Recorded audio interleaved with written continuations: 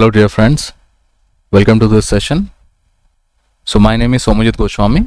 I am the founder of Competition Crusade Classes, and in today's video, we are going to see one of the quants problem of the DPP, the daily practice problem sheets, which are shared in our Telegram community. And precisely, this is the question. This is exactly question number 5 of the sheet, and also I would like to mention that I will solve all the other questions also. It is just so that I was doing a live session just now and I don't know why, but there is some glitch that is happening anyways. So otherwise I was actually willing to do it in a live session, but nevertheless, so what I will do is I'll try to solve this question. This is a very interesting question, a definitely difficult question, the kind of a question that can definitely come in mock tests. Okay, I don't know about CAT because I am not too sure if CAT can, in these situations, because again people would leave this type of a question. And also this is a round 2 question. Okay, what does round 2 mean? Round 2 means that when you are taking, let's say, a section test, or when you are taking a mock tests, round number 1 you solve all the sitter question, round number 2 you solve difficult type questions. Okay, and obviously this is a type of a question that you should leave it if you are not too sure about the concepts. Okay, for example, right now after the analysis you will be able to solve questions like this in a jiffy, but then if the first time you see it across a mock test or in a section test, you're supposed to leave this question. Okay, chale isko solve karte hain. Also this video is going to be bilingual. I will try to talk in both Hindi English. Okay, if you guys have any problem you can just comment down that sir we are not able to understand this language, that language. I'll then help you. English I think 99% people will understand, but just in case the comprehension becomes a little clear, that's why Hindi is also there. Okay, so A, B and C, I'll read the question for you once. A, B and C have some chocolates among themselves. Okay, A gives to each of the other two half the number of chocolates they already have. Similarly, B and C in that order. Basically B will also give half the number of chocolates that A have. C will also do that in that order. So first A gives, then B will give, then C will give. Okay, and now after all this business, if each of them has the same number of chocolates, what could be the minimum total number of chocolates they have among themselves? Okay, so basically they are asking you the minimum number of chocolates that they could have started with. Okay, now we will go to the next slide and try to understand the situation. Okay, see, so first of all I will make some space for myself. So A, B and C,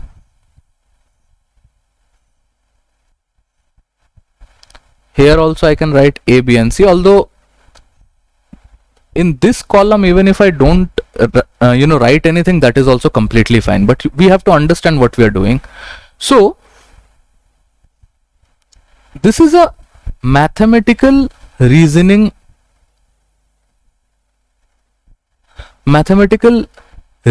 type question. Okay, this is a very interesting question, and the method through which we will solve will also make some understanding. So see, what I know that finally A, B and C has this equal number of chocolates. So all of them has X and X number of chocolates. But what about this stage? Okay, what about this stage? How many chocolates A must have in this situation just before the final stage? I know final stage mein I get some chocolates and I have X number of chocolates. Ultimately I have X number of chocolates. But what before that? Okay, so let us make an algorithm. Now you will be like कि sir ये CAT में करना पड़ेगा क्या? ऐसा कर सकते हैं, एल्गोरिदम बना के सॉल्व कर सकते हैं, नंबर्स क्यों नहीं ले लेते हैं? ऐसे करते हैं कि कोई 3 का मल्टीपल ले लेते हैं, 3x ले लेते हैं, मैं आपको बता रहा हूं, वो सब करके आप देख सकते हैं। यही मेथड आपको समझ में आएगा, और अगर ये मेथड आपको समझ में आ गया तो फिर आप एल्गोरिदम के बिना अगर दिमाग काम करे तो आप उसको भी कर सकते हो, ठीक है। तो एल्गोरिदम क्या कहता है कि जितने चॉकलेट्स आपके पास हैं बस उसी के आधे चॉकलेट्स हम आपको देंगे, और जब ये आपको देंगे तो फाइनली जो एकदम इनिशियल जो अल्टीमेट स्टेज है, जो लास्ट स्टेज है, उसमें मेरे पास x नंबर ऑफ चॉकलेट्स बचते हैं। तो मेरा सवाल आपसे ये है कि इस स्टेज पे फाइनल होने से जस्ट एक स्टेज पहले मेरे पास कितने चॉकलेट्स होंगे। तो अगर इसी को थोड़ा सा यहीं पे अगर इसको थोड़ा सा सॉल्व कर ले तो this will be 3y/2 is equal to x। This implies that y is equal to 2/3x। ये चीज बहुत लोगों को नहीं समझ में आएगा, ये चीज बहुत लोगों को नहीं समझ में आएगा कि जब भी आप देखो, आप जब भी आंसर चॉइसेस देखते हो और आंसर चॉइसेस में आपको दिखता है कि यार इस तरह से स्कीमेटिक बना दिया है, तो वो स्कीमेटिक आया कहां से? 2/3x। अब इसके ऊपर आप जितना स्क्रूटनी चाहो आप कर लो कि 2/3x में जब मैं इसी का आधा मिलाऊंगा विच इज 2/6x, ध्यान से सुनिए मैं क्या बोल रहा हूं, 2/3x में जब मैं 2/6x मिलाऊंगा तो मेरे को 6 मिलेगा। आप करके देख सकते हो, मैं वो रफ वर्क यहां नहीं करूंगा। और एक बहुत इंपॉर्टेंट चीज है कि फाइनल स्टेज हमेशा सी डिस्ट्रीब्यूट करेगा। जो सेमीफाइनल होगा, जो फाइनल से पहले वाला जो होगा, सेमीफाइनल क्वार्टर फाइनल वो नहीं है, लेकिन फिर भी फाइनल जो डिस्ट्रीब्यूशन हुआ है, क्योंकि हमें पता है कि ऑर्डर क्या है, पहले ए ने बी को दिया फिर बी ने सी को दिया। तो जब हम लोग बैक ट्रेसिंग कर रहे हैं, जब हम लोग रिवर्स ट्रेसिंग कर रहे हैं, ठीक है, इसको मैं लिख देता हूं यहां पे, हम लोग एक्चुअली बैक ट्रेसिंग कर रहे हैं, तो हम लोग सी के बाद बी, बी के बाद ए की तरफ चलेंगे, ठीक है। तो आपको पता है कि फाइनल स्टेज से एक स्टेज पहले ए के पास कितने चॉकलेट्स हैं? 2/3 चॉकलेट्स हैं। बी के पास कितने होने चाहिए? बी के पास भी उतने ही होने चाहिए, क्योंकि आपको पता है कि इस स्टेज पे, अल्टीमेट स्टेज पे सी ही है जो चॉकलेट्स दे रहा है ए को और बी को, तो इसके पास भी 2/3x होगा। व्हाट अबाउट दिस सी? मैं आपको बता रहा हूं, आप इस पॉइंट पे पॉज करके वीडियो को बताओ आंसर क्या होगा। अगर आपने पॉज नहीं किया तो फिर बहुत दिक्कत होगी आपको समझने में, ठीक है। आई होप आपने पॉज किया है, ठीक है। अब देखो, ध्यान से देखना कि सिचुएशन क्या है। मैं थोड़ा सा कलर चेंज करता हूं, ठीक है, मैं ये कलर यूज कर लेता हूं। तो सी के पास इस स्टेज में ऑलरेडी x चॉकलेट्स हैं। इसने ए को कितना दिया है? ए को ध्यान से कितना दिया है? अगर ए के पास 2/3 है तो 1/3 which is what, half of this he होगा उतने चॉकलेट्स। अच्छा एक सेकंड, आपको मैं यहां पे थोड़ा सा गायब हो जाता हूं, आपको ये देखना है, बहुत इंपॉर्टेंट क्वेश्चन है, ठीक है। तो इस स्टेज पे हाफ, दैट इज 2 से 2 कैंसिल, 1/3x चॉकलेट्स दिए होंगे। तो ये जो C है, हम लोग C के लिए काउंट कर रहे हैं, 1/3x ऐड होगा क्या? 1/3x और ऐड हो सकता है, डेफिनेटली 1/3 और x और ऐड होगा। क्यों? क्योंकि उसने B को भी दिया होगा। तो इफेक्टिवली अगर आप देखो तो this is nothing but 2/3x, and 2/3x plus x is 3. 3 plus 2 is 5. 5/3x. So this will be 5/3x. ठीक है, आई होप ये चीज आपको समझ में आया होगा। अब मैं एक बार फिर से वापस आ जाता हूं, ठीक है।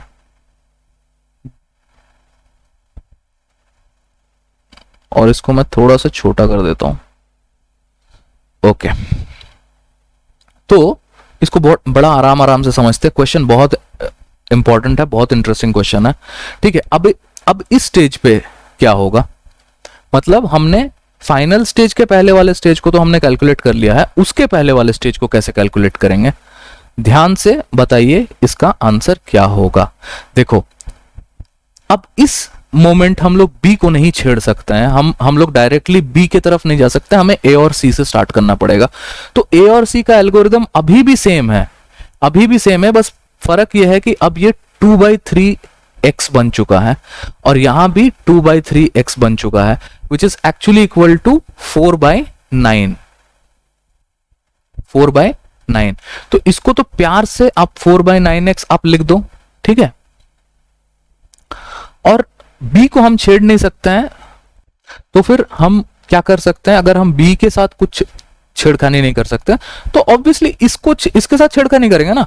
और सेम एल्गोरिदम जब आप देखोगे तो एल्गोरिदम में जहां पे हमने 2/3 रखा था वहां पे हम 5/3 रख देंगे, ठीक है। 5/3 को जब आप रखते हो तब this is 10/9। I hope that make sense. Okay, so this is 10/9x। अच्छा, अब थोड़ा आराम से देखते हैं कि b का वैल्यू कितना होगा, क्योंकि b का वैल्यू सिर्फ 2/3x में आप हाफ जोड़ के नहीं कर सकते, क्योंकि b को चॉकलेट्स b नहीं दे रहा है, b के पास ऑलरेडी कुछ चॉकलेट्स थे, आप समझ रहे होगे मेरी बात। बी को बी चॉकलेट नहीं दे रहा है, ए को बी चॉकलेट दे रहा है, सी को बी चॉकलेट दे रहा है, लेकिन बी को बी चॉकलेट नहीं। तो बी के पास ऑलरेडी 2/3x तो होगा, इतने चॉकलेट्स उसके पास होंगे, क्योंकि वही चॉकलेट्स तो बाद में नीचे मतलब आए हैं, दूसरे स्टेज में भी गए हैं। लेकिन आधे चॉकलेट जो इसको दिया है which is 2/9x plus this one is what 5/9x। 5/9x, तो इतना चॉकलेट्स भी उसके पास, इतना चॉकलेट उसके पास होगा सेकंड स्टेज में। अब आप आराम से इसका एलसीएम ले लो, this is going to be 6, okay, 3 2 6 plus 2 plus 5, okay. So 8 plus 4 is 12 plus 1 is 13, that is 13x/9।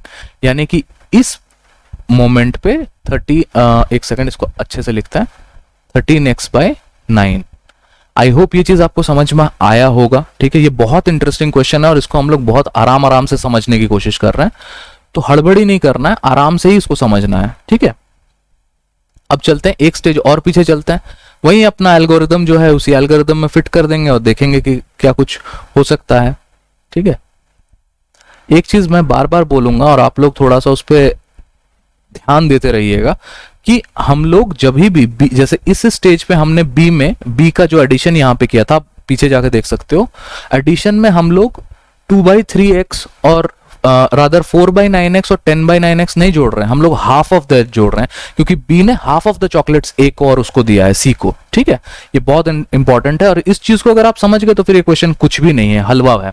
अब वही बात है कि सी का हमने कर दिया है काम, बी का काम कर दिया, अब ए को हम छेड़ नहीं सकते, तो इसको हम नहीं छेड़ सकते। तो सेम अब एल्गोरिदम पे किसको बिठाएंगे, 13/9 को बिठाएंगे, तो यहां पे वही है, आराम से 13/9 लिख देना है और यहां पे भी 13/9 लिख देना है, ठीक है। तो हमारे पास जो y का वैल्यू आएगा b के लिए वो कितना आ जाएगा, so this will be 26/27। I hope that makes sense. So this is going to be 26/27x। What about this, क्या आप इसको जल्दी से कर सकते हो? देखो हमने करना ही क्या है, मुझे तो पता है, मैं इसको अपने दिमाग में कर सकता हूं, लेकिन मैं आपको एल्गोरिदम समझाने के चक्कर में इसीलिए जल्दबाजी नहीं करूंगा। तो मैं वही चीज लिखूंगा कि वही आधा, एक पूरा क्वांटिटी y उसमें उसका आधा ऐड किया और हमारे पास जो फाइनल क्वांटिटी आता है वो 10/9 आता है, ठीक है। तो ठीक है, वही चीज लिखना है भाई, यहीं पे 10/9 लिखना है, तो ये भी 10/9 लिखना है और यहाँ पे आपको दिखेगा कि ये 27 है और ये 20 है, ठीक है। तो ये 20/27x, ठीक है। अब हमें ये बताना है कि ए के पास कितने चॉकलेट्स होंगे एकदम इनिशियल स्टेज में, उसके पास कितने चॉकलेट्स हो सकते हैं। तो ए के पास कितने चॉकलेट्स हो सकते हैं, देखिए ध्यान से देखिए, समझिए इसको। ए के पास 4/9 तो होगा, क्योंकि इतना चॉकलेट्स उसके पास है, वो दूसरे स्टेज में भी आया है उसके पास, तो इतने तो हैं उसके पास जो दूसरे स्टेज में उसके पास आए हैं। लेकिन 26/17, 26/17 का आधा भी होगा, क्योंकि ए ने ही तो बी को दिया है आधे। जितने चॉकलेट्स इनके पास हैं, यही तो स्टेटमेंट था ना कि बी के पास जितना होगा उसका आधा देगा। तो आधा कितना है 26/27 का? 13/27।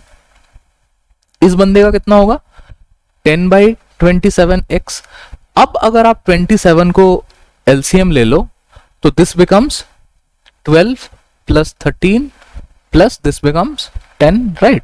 एंड सबका x, सब पे x, तो 10 20 30 35, so this becomes 35/27x, तो 35/27x, ठीक है। तो इनिशियल ये था, फर्स्ट राउंड ये था, सेकेंड राउंड ये था और थर्ड राउंड ये था।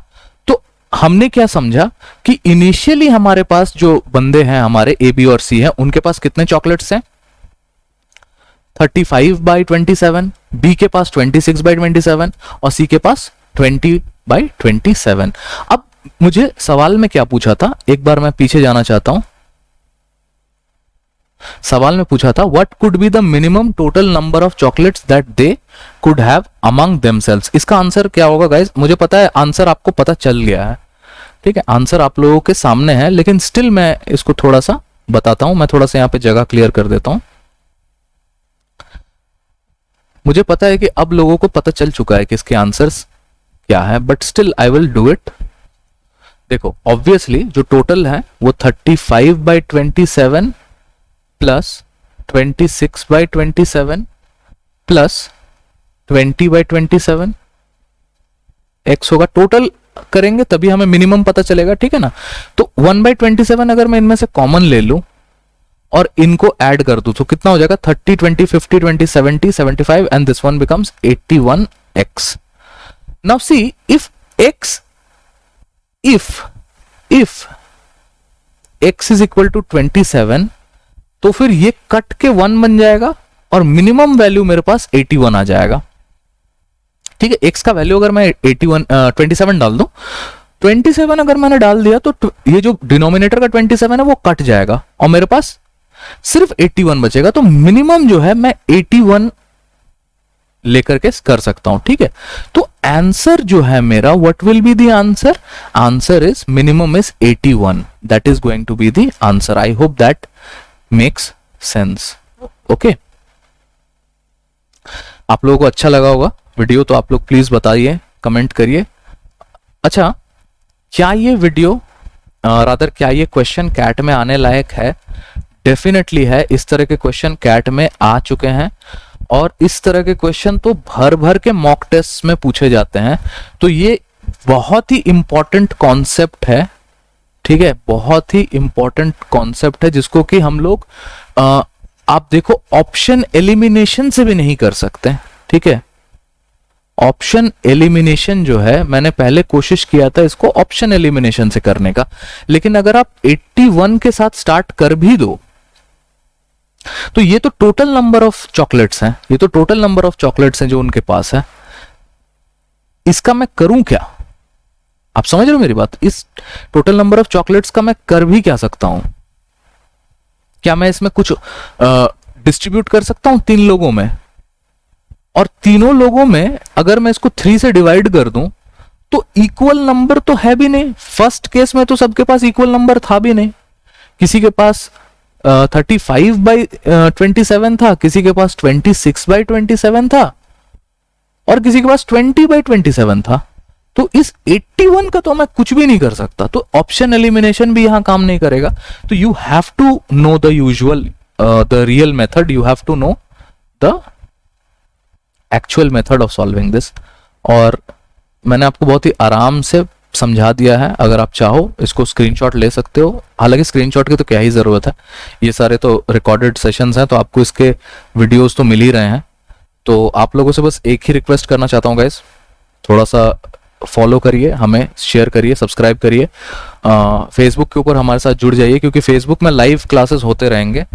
और अभी तक के जो लोग हमारे साथ जुड़े हुए हैं इस वीडियो में, मैं उनके लिए एक सिंपल सवाल पूछना चाहता हूँ। अगर आप इस वीडियो को यहाँ तक देख रहे हैं और इस सवाल को आप लोगों ने सुन रहे हैं, तो आप लोग मुझे थोड़ा हिंट दीजिए, इसका मतलब जवाब दीजिए। मैं सोच रहा हूँ कि इवेंट्स किए जाएं।